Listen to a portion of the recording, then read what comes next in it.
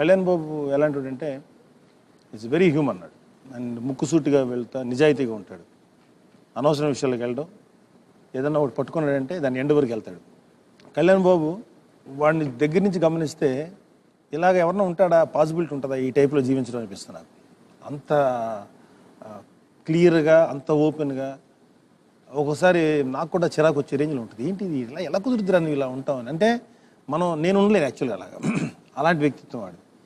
And వాడు ఎంతమందికి ఎన్ని రకాలుగా చేసినా అసలు బయటికే రాదు. అది చాలా సైలెంట్గా చేస్తాడు ఏం పని చేసినా సరే. అలాంటి మంచి వ్యక్తిత్వం. అండ్ అసలు భయం లేనివాడు. అంటే ఫియర్లెస్ ఫెలో. లాంగ్ బ్యాక్ ఒక సంఘటన జరిగింది. అది చాలా ఇంపార్టెంట్ సంఘటన.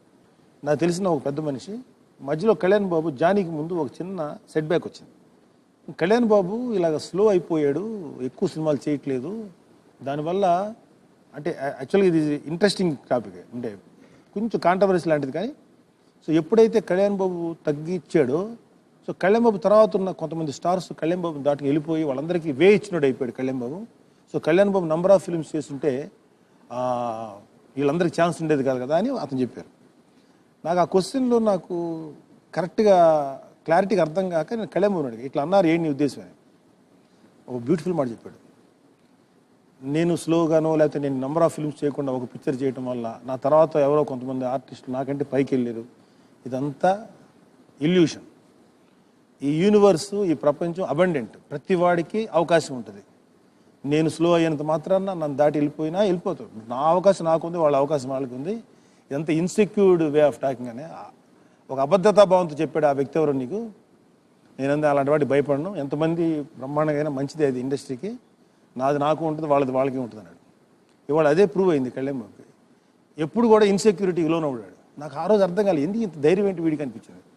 అంటే చాలామంది ఎలా ఫీల్ అవుతారంటే మనం అర్జెంట్ గబగబా చేసేసి పేరు తెచ్చేసుకుని నా వెనకాల వాళ్ళని రానివ్వకుండా నేనే ముందుకు వెళ్ళిపోవాలనే యాటిట్యూడ్ చాలామంది వ్యక్తులు. కళ్యాణ్ బాబుకి ఆ భయమే లేదు అసలు. బట్ ఇవాళ కళ్యాణ్ బాబుకున్న క్రేజు, కళ్యాణ్ బాబుకున్న ఇది నేను చూస్తుంటా కదా మన ఆడియో ఫంక్షన్స్లో, మాకు కూడా అర్థం కాదు ఎందుకు అని.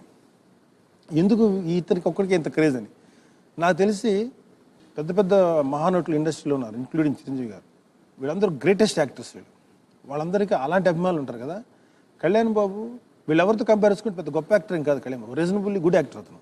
గొప్ప డాన్సర్ కాదు, బట్ ఏదో తనకు చేతనంత వరకు కొన్ని చేస్తాడు.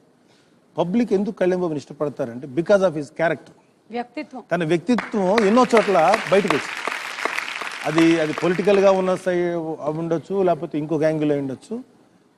ఆ వ్యక్తిత్వానికి ఇష్టపడి అతనికి ఫ్యాన్స్ అయ్యారని నా feeling, apart from his films. Right. So అది వాడి క్యారెక్టర్.